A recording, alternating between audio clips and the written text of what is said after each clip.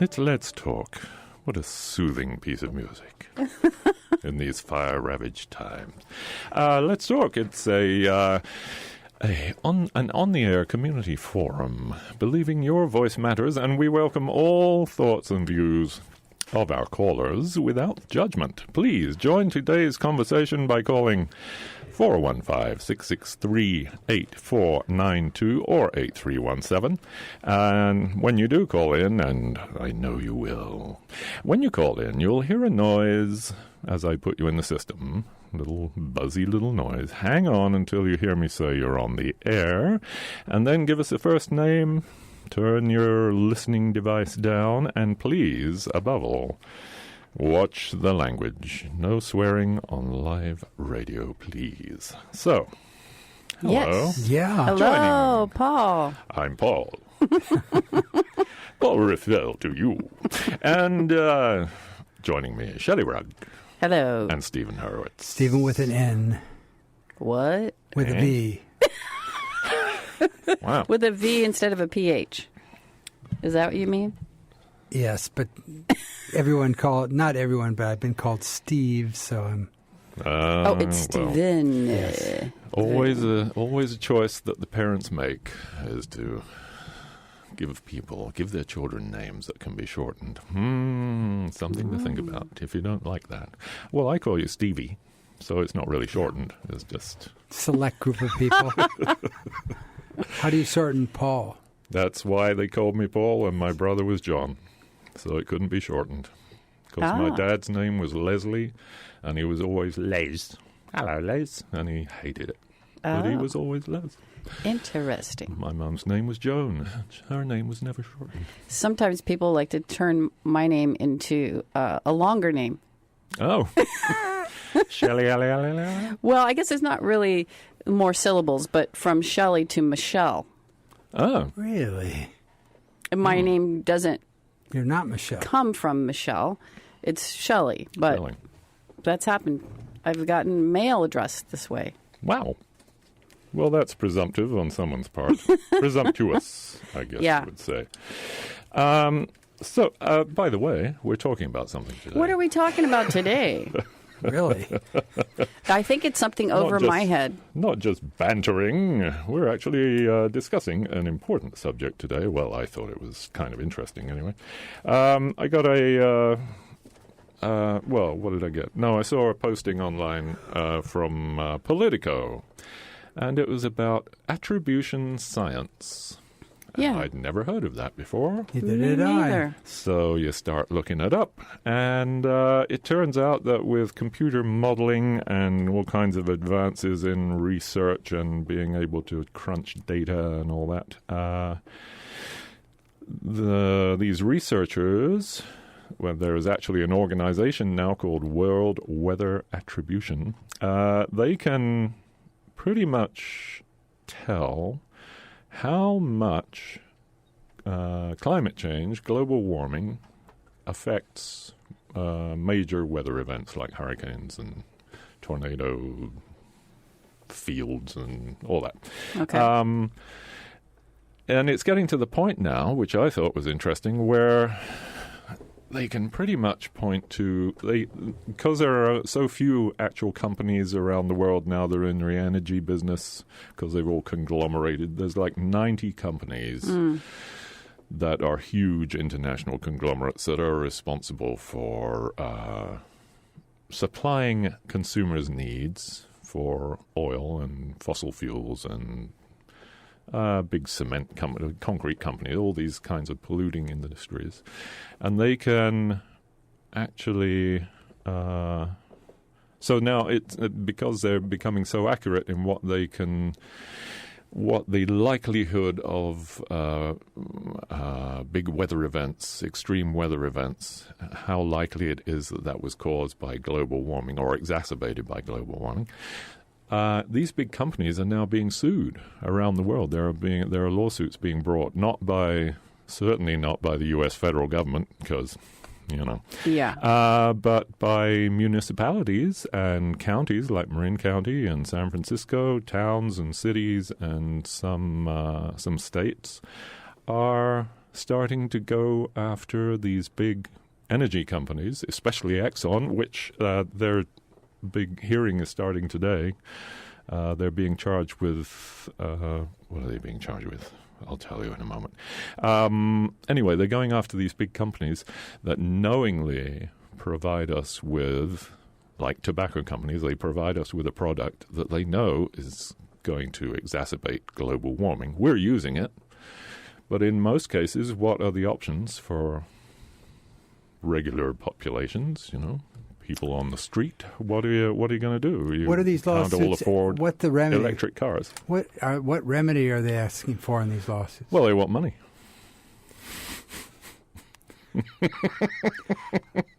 Well, they want it's the idea is that if you make it punitive enough for these big companies, if they're being hit with lawsuits all over the place, like the tobacco companies were.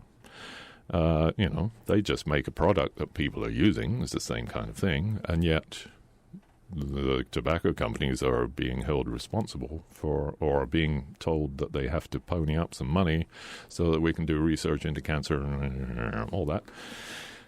It's to raise money to try and convince companies to look for alternative products, ways of, alternative energy sources for one thing, certainly away from fossil fuels, get into other businesses, and to raise money for research such as this, which is, it's been going on for at least, probably at least 10 years.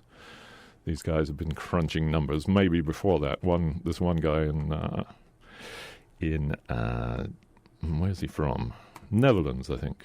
He thought about it and he thought, well, everyone's going after consumers and telling us we have to use less and drive less, but what if there aren't that many options? Yes, we can stop using air conditioners so much and we can stop driving so much, or think about it anyway, or drive cars that are less gas guzzling. But really, that's just a kind of a drop in the ocean when you consider there are these corporations that are supplying all this stuff. 25 CEOs could make a difference, huge difference. Yeah, and Exxon knew about global warming and was researching it and knew it was going to happen and knew that fossil fuels were a big part of it, and they hushed it up. Shareholders. In fact, shareholders. Right. That's what this case is about. I think it's in New York City. They're suing them for securities fraud because they had different forecasts of the effects of climate change internally at ExxonMobil. Yes, how many years ago? They didn't tell their shareholders.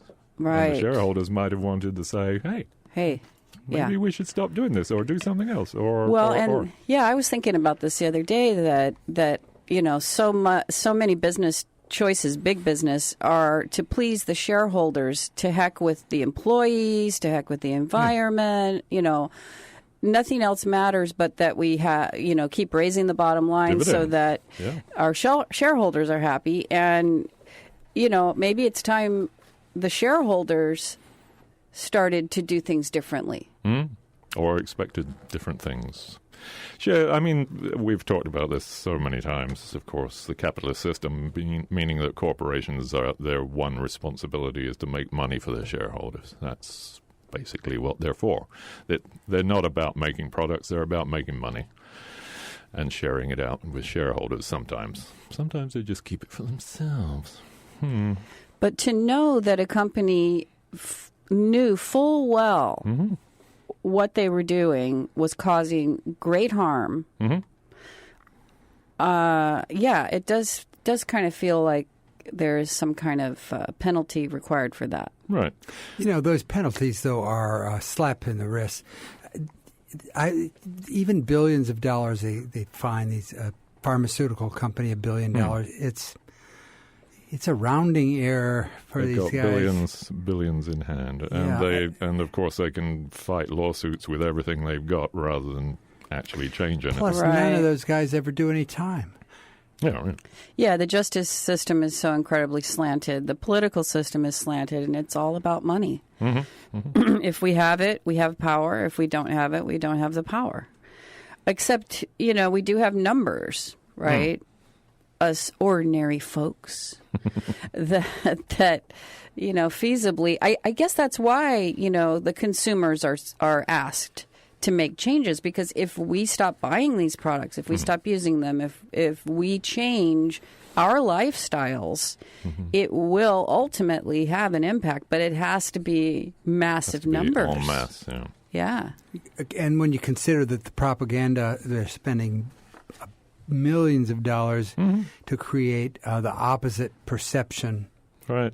Yeah. To call it all into question at least, and if not, call it fake news. I was just reading an article about the beverage industry and what they put behind destroying the bottle bills. Oh, really? Huge. Wow. Yeah.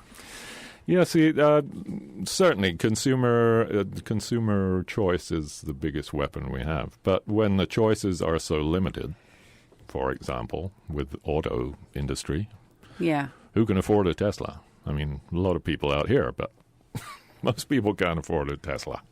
What are they going to do? They're going to keep driving their old beat-up old car like mine. And that's a lot of the population is still doing that. And they're still using air conditioners. I'm sure there are people with their air conditioners on right now. That's right. So you get this situation, say, of Attribution science. And so these guys say, well, the meat industry is contributing X number of their portion of the responsibility to flooding in Houston. So what do? Do we say, hey, you guys, you got to add $1 to the price of a steak so that you can, we can add that to mitigate? Sort of like a tax or... Well, yeah, I mean, that's... the carbon tax everything gets added on to the consumers. Exactly. But that addition, though, makes their product a little more expensive. People cut back in the use, maybe? Right. Yeah, of course, consumers cutting back on consumption is a worthy cause. But, meanwhile... here... The Marin County Fire Department advises that the vegetation fire in the vicinity of Slide Ranch on Shoreline Highway is now 15 to 20 acres in size on the east side of the highway and 10 to 15 acres in size on the west side. Additional resources are responding to the incident. No structures are threatened, but I heard about an hour ago that on this very station that the Highway 1 is closed. Shoreline Highway is closed down there. Where is that? Where's Slide Ranch? Slide Ranch between Stinson and Muir Beach. Is that right? Oh, I think so, yes. Down south. Yeah. Down south there. So really the issue is, you might know this, but what do you do with the information? Is this at this juncture, it seems, this is what it's going to be effective in 2025 or 2030 after it goes through the courts and et cetera, et cetera. Yeah. It's, of course, everything's going to take a long time. And that's part of the problem, isn't it? But I think it's just one more tool in the belt of activism, of trying to convince companies that something needs to be done, perhaps. And it's certainly, apparently, it is, I'd never heard of attribution science, but apparently public opinion is turning that way. It's like, well, yeah. If you're supplying oil and you discourage other forms of power generation and other forms of transport, right? As oil companies and rubber companies did right from the very beginning here, just demolished all the railroads that opened up this whole country. If you've built the infrastructure around that and you have made billions and billions and billions and billions in profits over that, and you're not allowing other things to thrive, other methods to thrive, then maybe we should come after you. Come after the companies that are doing that. Well, maybe the Koch brothers who spent oodles of money to defeat public transportation in Nashville. Right. Even to this late date. Yeah, the Koch brothers. The first lawsuit over what fossil fuel companies revealed about the cost of climate change comes from the New York Attorney General. So, yes, securities fraud. That's starting today, that trial. And I've looked at there are several graphs online if you go to the world, what's it called? worldweatherattribution.org. They've got all these graphs on there. They're actually coming up with likelihoods. They're doing these computer modeling studies of the likelihoods of how global warming affected, for instance, the record-breaking heat wave in Western Europe just 3 months ago. And they're already coming up with, they already have enough data that they can tell there was a 10 times as much likelihood of this heat wave happening because of the effects of global warming, of climate change on the ocean currents and on wind patterns and all that. How that translates and who you go after, I don't know. And is it the proper thing to do? Let me just read an email that I received. I mean, if the money actually provides a benefit, that could be a good thing. It seems like, we can take on these big corporations, but the consumer part it feels like it needs to happen. Yeah. With it, in partnership with it. I think so. It's not an either or. That's the strong message that they're going to get, that if consumers stop using their product and switch to a different product, that they're going to have to change or their business will go under. I think on the West Coast that's happened with organic food. There's I don't know if that's the case. Gail and I were talking about how she came back from New York. Just do not have the consciousness back there that we do in terms of organics. But I've noticed that even Safeway has a huge organic food section, and that's because people are demanding it. Comes from awareness. Sure. Yeah, it has changed. Costco has organics. Yeah. Even Walmart. Walmart. Oh dear. Yeah. The largest purveyor of organic food in the country. Good. Hey. I'm all for it. So this came in from Murray Seward. I'm opposed to blaming the energy industry. What this country needs now is the attitude of taking responsibility for our own actions. If we didn't guzzle energy, the energy companies wouldn't produce it. Look at all the whining that happened when PG&E pulled the plug a few days ago. People want their energy. They demand it. Putting the question of human population aside, how much would we need to reduce our energy use to make a difference? 50, 75%? I once heard 90%. The people I know don't want to go back to the energy consumption levels of the 19th century. Even in 1950, we used only a fraction of what we use now. Do you know many folks who are willing to live as we did 70 years ago? No jet trips to Paris, no iPhones, no fresh fruit in midwinter. There must be some who are willing to live simple lives, but I don't know any, even when I look in the mirror. Aww. There we go. Well, thanks, Murray. Well, I think that just an answer to her dilemma that she puts forward, if we had a different infrastructure, one that made it easy to get from one place to the other without taking personal transportation, I think that would have a great impact on the decisions people made. Of course. We just don't have that. And that's part of the justification for putting some kind of blame or some kind of penalty on companies who destroyed the infrastructure that could have been improved, and we would have fast, TGV trains all over the country, instead of which they went with the oil, and they went with the rubber companies and the oil companies, Rockefeller and Bridgestone. I think at the end of World War II, there was this push for the suburbs. It was a new concept, and everybody said, "Oh, suburban life." I remember reading something Frank Lloyd Wright in his writings about suburbia and how wonderful it is. And then you had the government with subsidizing loans to returning vets for suburban living. Huge. So that concept in itself had a tremendous Sure. and it effect was on how all- we're living today. All built around the motor car The automobile. and the endless supply of oil and oxygen and and no polluting gases at all. Yeah.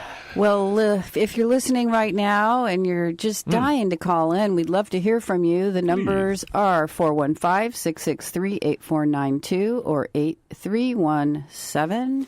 Yes, this is a call-in show. That's right. Call in and accuse us of duplicity, sanctimoniousness, hypocrisy.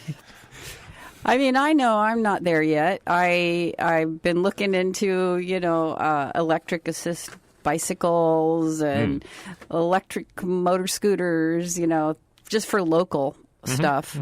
It feels like having something like that would be a good idea. I don't like driving my big car just 10 minutes into town. Right. But I'm not there yet. So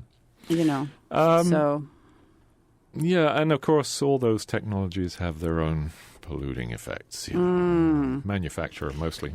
it's hard. It's hard to be a consumer and really know what you're buying and what the impacts are from. Yeah, like we don't think about how things are produced. Right. We think about the trash. Planned obsolescence that causes us to have to buy new phones, new computers, new everything every so often because they're just not made to last. And where are all the ingredients, all the parts for those things made? Yeah. I would say there are some low-hanging fruit, though, in terms of energy. Insulation, just saving energy has a tremendous impact. That's just an example. Walking is good. That's a twofer. Of course, I'm going to drive from here over to the Palace Market. It's just a little too far to carry my package. Come on now. Wow, that must be some package, Stephen. Sorry, couldn't pass that one up. Keep Anyway, it clean now. so yeah, do we hold these industries accountable for their impact on climate change? Well, And yeah, how? that is the big question.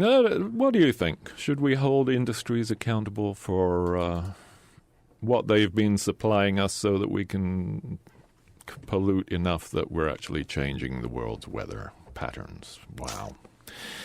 Oh, dear. The anthropos. I would posit that we're subsidizing industry right now by permitting them to dump their waste in what are really public ownership owned. We own the air, for example, and we are permitting them to dump their waste in the air, and the same thing with the water. That's a subsidy. We need to start charging them for that. That will make their products more expensive. That will make people think more about whether or not they want to consume that product. Right now, we're allowing them to pass this on hidden costs. Hidden costs. Yeah. Very good. There we go. But so everything becomes more expensive. People are, I think most people are not keeping up with inflation apart from everything else. And We've got $4. We have $4.39 gas in this state. That's right. It's unbelievable. It's like $2.25 in Maine. Yeah. We also, have a lot of products available to us that are affordable because the people who created them were paid pennies. That's another subsidy. That's a whole nother thing. Workers are subsidizing the profits, the bottom lines. Right. Sorry. Right. No, it's okay. We're not used to paying the real value of the things that we buy. Right. And it's scary to think about the prices going up, but that's kind of what needs to happen. And we need to buy less, and we need to reuse things. Repair. Repair. There are, there are. We did a show on that once, the repair movement. Yeah, businesses have started where you can drop in and repair things. Yeah. They'll help you. I'd like to do that. We should do that here. Get a little space with a counter. Too bad they took over the little yellow house. That would have been a perfect spot. Bring your toaster. We'll fix it. Yeah. I dropped into AT&T yesterday because I'm ditching my landline. And really? Yeah. And in fact, it is ditched. But the first thing he tried to do was sell me a new phone. Of course. But... well, this is another subject, but we should probably save that for... But ditching your landline. Yep, it's because you have such perfect reception for your cell phone? Everybody in the family has a cell phone. Yeah, our reception goes Wi-Fi through our computer. So we have perfect reception in Marshall. In fact, the whole... You can walk around the whole ranch and you can use your cell phone. Well, okay. You don't have the same experience in Marshall? Or you're in Tamales now? Yeah, we're in Tamales, and we have an AT&T landline, except it isn't a landline. It's their VoIP thing. I know. It looks like a landline. Apparently, it's not a landline. I like landlines because they stay on most of the time when the power goes out. I've heard that argument. Well... it's historically true. I mean, it is. The phone is still on. I'm willing to just put up with it. And if you have if we're not getting any younger, Stephen, and with a V and an N, and come a scary event and the power's out. What if your cell tower goes out? I don't know if they do. Do cell towers ever go down? Probably not. Not until we blow them. Oh, no. Down in flames, yes. This is KWMR, 90.5 FM in Point Reyes Station, 89.9 in Bolinas, and 92.3 in the San Geronimo Valley, and online at kwmr.org and on the mobile app. The KWMR mobile app. Yes, you can look it up in your app store. Programming on KWMR is underwritten by our listeners and by the Palace Market in downtown Point Reyes Station, offering produce, cheeses, wines, a full deli and meat department, and an assortment of natural health foods and supplements. And Smiley's Schooner Saloon and Hotel in Bolinas is the oldest bar on the West Coast and a proud supporter of KWMR. Established in 1851, Smiley's offers libations, music, and community entertainment. The hotel is closed. The hotel is closed through spring 2020, but music and gatherings continue in the bar. Event listings and advance tickets at smileyssaloon.com. That's SMILEYS saloon.com. That's saloon with one O. Well, one L, two O's. I nearly got that wrong. Okay. The Marin County Fire Department advises that the vegetation fire in the vicinity of Slide Ranch on Shoreline Highway is now 15 to 20 acres in size on the east side of the highway and 10 to 15 acres in size on the west side. Additional resources are responding to the incident. No structures are threatened. Good. That's good news. The National Weather Service has issued an advisory for unseasonably warm temperatures along the coast and shorelines for Thursday. Afternoon high temperatures could rise to 18 to 24 degrees above normal near the coast and shorelines. These temperatures may result in heat impacts for those sensitive to heat, as well as those who overexert or overexpose themselves to this heat. Daytime highs will range in the low to mid-90s. Which is 18 to 24 degrees above seasonal normals. Drink plenty of fluids. Stay in an air-conditioned room if you can find one somewhere. Stay out of the sun and check up on relatives and neighbors.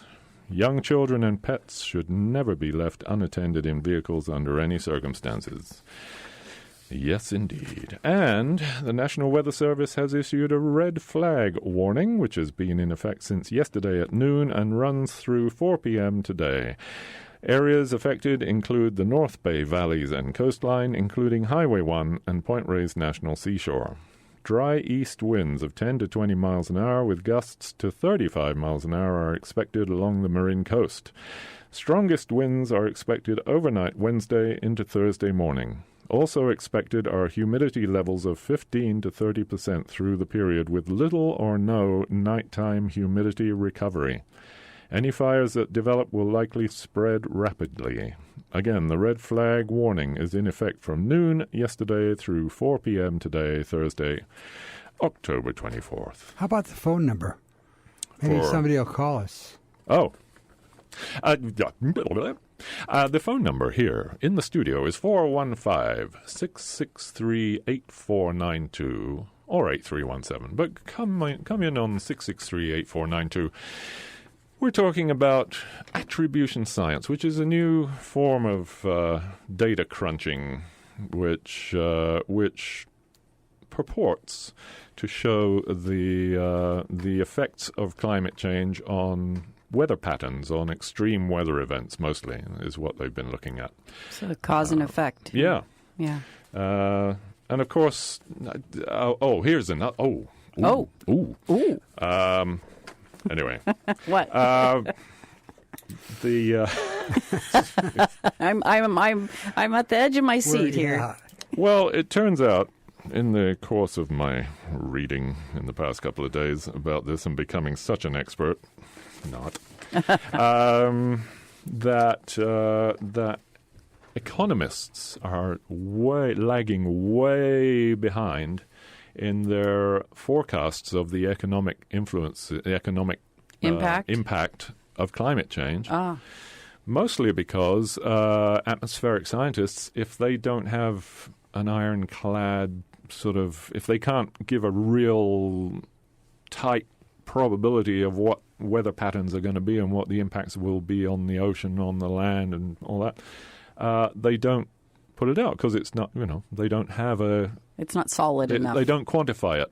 Okay. They don't quantify it. Economists don't pay attention. And apparently, the knock-on effects of warming oceans changes currents, which changes weather, which increases fire danger, and all this sort of stuff. Economists are not sort of trained to put all that together. So they're going after, apparently they're going after it's going to get warmer. It'll be 3 degrees warmer worldwide. This is what will happen economically. But it's all still based on current the status quo growth in economics, right? I mean, they're still forecasting that everything's going to grow, and it'll these things, higher temperature will affect this and this and this, and maybe there'll be a drought which will affect that and that and that. But they're not tying it all together, and they're not. Nobody really knows how all the ingredients in climate change are going to affect each other, what the synergistic effects are. So the governments base their future legislation based primarily, especially in the U.S., on economic forecasts, and economic forecasts are not really up to this task. Right. Apparently. Except that you've got these hurricanes that are unprecedented in their severity. I mean, the last one wiped a whole island off the map. It just whooshed in and destroyed everything. I mean, that's pretty radical. Yeah. Well, and that's what attribution science does, is they look into things like that, events like that, and they say how much climate change had to do with the raised wind speed and storm surge and all that, which is interesting. I mean, the computers are getting so good now, right? They couldn't do this before. So yes, they, for example, rapid attribution of the extreme rainfall in Texas from Tropical Storm Imelda. A new rapid analysis concludes that the extreme rainfall and flooding caused by Tropical Storm Imelda was made more likely and intense due to global warming. This is in mid-September 2019. The precipitation recorded on the 19th and 20th of September associated with the tropical storm was extreme, expected only every 1,200 years. at the station with the highest total amount of rainfall. Return times at other stations were almost as high. The chances of recording this much precipitation at any of the stations along the Gulf Coast is, however, much higher at about 1 in 50 years. Whoa. I think Houston's had 2 500-year floods recently. In the past 5 years. Oh my gosh. Yeah. So this is what they're able to take into effect. They run models that are based on weather patterns pre-industrial revolution. So what? Yeah. So what? So people are using this to go after companies. Is that the right thing to do? Should we do that? Well, I think we kind of need to do everything in the playbook. Yes, that's because true. the problem is that severe. We just need to try whatever it takes. Some things are really clear. I mean, you can identify companies that are selling water in plastic bottles. I mean, that's not hard to do. So, I mean, hey, you can point your finger at certain things, and if you identify that and say the remedy for it is not money. The remedy is not business as usual.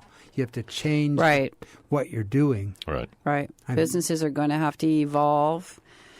And I think, again, this is where the consumer comes in, that we need to speak up more to the businesses that we frequent, to the companies that sell the products that we buy, and let them know what is important to you that they should change. Well, it drives, for example, it drives me nuts to get a cardboard carton of, creamer, and it has a little plastic cap on it. It's just fine the way it is. You crack open the cardboard container and, but no, they put this, so, I need to take my own advice. I need to reach out to these companies and say, hey, change this. It's not necessary. I'll be okay without it. Well, Shelley, what will you think the degree of difficulty in getting our local market not to sell water in plastic bottles? I know they stopped selling cigarettes at the local market. I know that the local hardware stores stopped carrying Roundup on their shelves. I think that, if we speak up and make it known and share the information, write a letter to the editor of the paper, talk about it. This is what we're doing on this station, talking about climate change and things that need to change, is one of the most important things we can do right now for climate change, is talk about it, because as much as it seems to be in the media, it's still kind of not completely embraced by people, and people still don't understand it, or they're not completely aware of it. They don't know what to do about it. There's so much disinformation or misinformation about it from our own government. Right. And and from the corporations. And corporations. They don't want to have to change, so they hire scientists to write false science. Bought, right. Yeah. And therefore, they should be punished in some way. So, no? Yes. Don't look at me. There was an article. Well, if it can be proved that they did things knowing full well the impact. Well, Exxon certainly did. Well, apparently, that is well known and well documented in their own files, in their own data. Well, the United States military has been aware of climate change, and they've been changing. Most of their bases are within X number of miles from the coast. It's very important to the military to. The most polluting single entity on the planet. There you go. Forget is the China. Military. The one entity that pollutes the most is the U.S. military. And they're worried about climate change. So there was an article in Time about how California's outages show how climate change and corporate accountability are entangled. PG&E shutting off power because they used a lot of their money for dividends to their shareholders, which is what all shareholders love. Dividends and perks for their executives instead of spending it perhaps on better maintenance of lines, etc. So I guess our power here is not going to go off, perhaps. But right now, around the state, there are several counties that have no power on a super hot day. So there you go. In terms of, you can measure that economically, in terms of what that does to commerce with no power. Mm-hmm. Well, you can do that. But what do you do about it? They just they declare bankruptcy. Done. Well, even if I have a store and I have to close my retail store, it's going to hurt. Yeah, sure. Yeah. But so who do you go after? You go after PG&E for more money? Or well, that's the whole question. You can have all this information and statistics, but, what do you do about it and how long does it take you? And do you even have attorneys generals that want to do it? Right. Listener Stephen has a lot of questions for you, so please call in. He needs to know 415-663-8492. They didn't even bring the subject up during the Democratic debates. Nobody brought up climate change. No. I know. There we go. Well, you don't want to make anyone uneasy popular, out there. It's not popular. This is happy hour here. We all know it's fake news. Californians should not pay the price for decades of PG&E's greed and neglect, said Gavin Newsom on Twitter. PG&E must be held to account. But they're just going to... That's what happens when you have a monopoly. They can do whatever they want, and they turn off the power and go bankrupt. So, anyway. Well, they'll leave a door open for a startup company to move in, exactly. And let's do it. And for municipalities like San Francisco to go ahead and control their own utilities. Then we can blame them for all the problems. Well, at least it's just the city or just the county, Marin County. By the way, Marin Clean Energy, I think when the power goes off, they're off, aren't they? Yeah, because they provide the energy, but it's still distributed by PG&E. Yeah. Here we are, an update from the Marin County Fire Department. They advise that the vegetation fire in the vicinity of Slide Ranch on Shoreline Highway is now 15 to 20 acres in size on the east side of the highway and 10 to 15 acres in size on the west side. Additional resources are responding to the incident. No structures are threatened. This, this is an hour, getting on for an hour old, this thing. So no doubt some kind of progress has been made, but it's a big fire. No structures threatened. The Shoreline Highway was closed at one point. But if anybody listening has something to contribute to this conversation, whether it's specifically about the subject or not, give us a call. 663-8492, area code 415. Should we? Chet, one of the questions is: should we go after oil companies and other polluting industries who are supplying the things that we are using that are making climate change worse, speeding up? All the models show that climate change is happening much faster than they expected. So. Oh gosh. Who picked this subject? We're all going to have to change, whether we like it or not, and it's either going to be under our own power or it'll happen to us. So, well, I didn't buy. I didn't buy fruit from Peru yesterday. I looked at the package, and even though I wanted blueberries, I said nope. Oh, good for you. Yeah, I did my part. Well done. I'm so proud. Follow in Stephen's footsteps, please. I still want blueberries, but they're totally out of season. What can I do? Oh, yeah. We're talking about attribution science. Here's a sort of summary. All extreme events have multiple causes. Extreme event attribution is the science of detecting whether man-made global warming was one of them. Extreme event attribution can tell us whether global warming made an event more likely or more severe, but it can't tell us if global warming caused an event in a yes or no sort of way. Knowing whether global warming influenced the probability or intensity of an extreme weather event can help people in affected communities develop recovery and resilience plans that match their future risk. And that ties in with the show that was on before us, which was about the fires in California and about structures. That was interesting. One sentence, the guy said, yeah, most of I think it was actually anyway, one of the big fires that happened, maybe it was Paradise, a lot of the houses were burning from the inside out.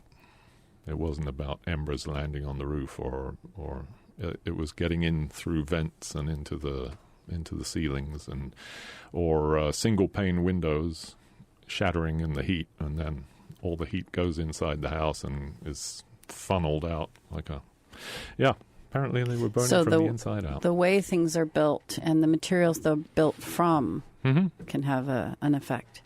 Yeah. Yeah, if you want to live in a concrete house, that's the way to go. Rammed earth. Rammed earth, even straw bale with cob on the outside of it. Yeah, all those. Anything like that. Not sure about that. No. Hay bale, though. Yeah. Are they resistant to fire? Yeah. They smolder rather than burn. Okay. Don't know why it didn't take off more. I mean, there's been straw bale structures in the Midwest, for example, for over 100 years. Some of the first structures that were built out there because they had a lot of grass. Well, you bring up a good point, though, in terms of new construction. People still, in this community, everywhere, want to use lumber. And that's directly. Interesting, everybody points their finger at Canada, but the two largest industries in Canada are petroleum, number one, and timber, number two. Right. And that's the money that funds that beautiful health care that everybody raves about. Right. Yeah, true. Well, the tar sands. Everything is connected. You take away one thing and it has an impact on something else, and then that has an impact on something else, and it's a balancing game that's hard to get into. And there are those, including Bernie, who was one of the original co-hosts on this show, that says that the only answer is complete collapse of our systems, our civilization, basically. I hope he's not running with that on that No, platform. not Bernie Sanders. Oh. Not Bernie Sanders. Bernie Stephan, who was co-host on here. The entire thing has to collapse. That's the only thing that's going to make any difference. It will, though. If you extrapolate, it's going to. It's inevitable, really. It will collapse at some point. It's inevitable. Yeah, he's forecasting that it'll happen sooner than we think. And can we do it gracefully? Gracefully. A soft landing is what I would call it. Yeah, I think so. I think you'd have a soft landing. I guess, the more local we can deal with these issues, the better, because then that can spill out into the next community, into the next. And, we live in a somewhat small area. What are we going to do? Well, what are we going to change right here in West Marin? I've noticed, though, and I can understand this because I've had children, but in my generation, the real excitement right now is grandchildren, and grandchildren are tremendous consumers. There's a lot of paraphernalia that comes with children, and so the grandchildren, it's really an extension of the population. Sure. And we are enjoying it. The baby boom generation, it's exciting. As Donna would say, everyone, another car. Another little driver, huh? Well, so, what do you do? What do you do? I don't know. Do we have fewer children? Fewer grandchildren? Oh, no. That's so sad, because children are so cute. Tremendous pressure to have children still. Well, it's also a really scary time to have children if you think about the future that they're headed towards. You know, I mean, we're likely to be out of here before it really, hurts us. But our grandchildren... I used to think that, but I don't. I think it's way faster than... if I live for another 15 years... You'll see it all happening. I'll see it all happening. Yeah. It is exponentially growing because everything has effects. Every part of oh boy, the ecosphere so has an effect on another part. Vote for politicians who are going to do something about climate change, because if we don't do something about climate change, the shareholders aren't going to make any money. Yeah. Everything's going to fall apart. We have to deal with this. So either vote for the politicians that are going to do something about it, or run for office yourself. We got to do this. Just what I want to do. You don't want to do that in your spare time? Mm-mm. Okay. Spare time.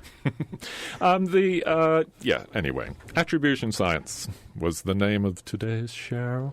And it was the main question that comes up.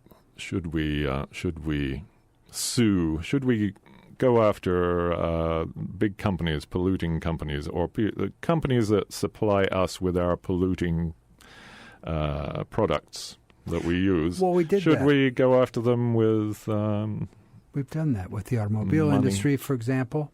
Go after them for money. Well, we just went after them for to change, to make more environmentally friendly products. I think that you could use that as an example. I don't see the money part as being effective, but I see the no business as usual being the most effective thing. It was encouraging that automakers made a separate deal with California when our president said that, we don't have to go by, there's no federal regulations that they have to. He actually wanted to reduce the Yeah, so California's regs were unconstitutional or something, but the automakers came along and said, okay, we'll do it. They might be, actually.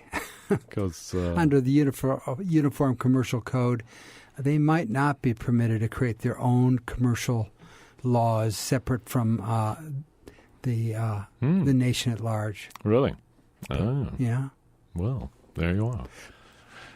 But so goes California, so goes the nation, really, in terms of all this. There are so many of us. And so many red counties. I think we should get rid of California, should leave the country, and Alabama. Really? Those two you're singling out? Yep. Good heavens. That's just wrong. But we have a Marshall resident who put forward a proposal to split California into 6 separate states. Why 6? It was all to do with getting all the red counties, giving them more power as a state. That's a lot of senators. Yeah. Yeah, for, Kern County and Trinity and, I see. You mean Jefferson you mean country. Those heavy red? Yeah. They would become a state in their own. Yeah. That's he lives in Marshall. Because the rest of us buying up places in Marshall at a great rate. Airy-fairy Californians who care about the environment, Northern California, yeah, you're right. and care about how we talk to other people, and we're just a bunch of pushovers, snowflakes. Yeah, I didn't know snowflakes had bleeding hearts, but there you go.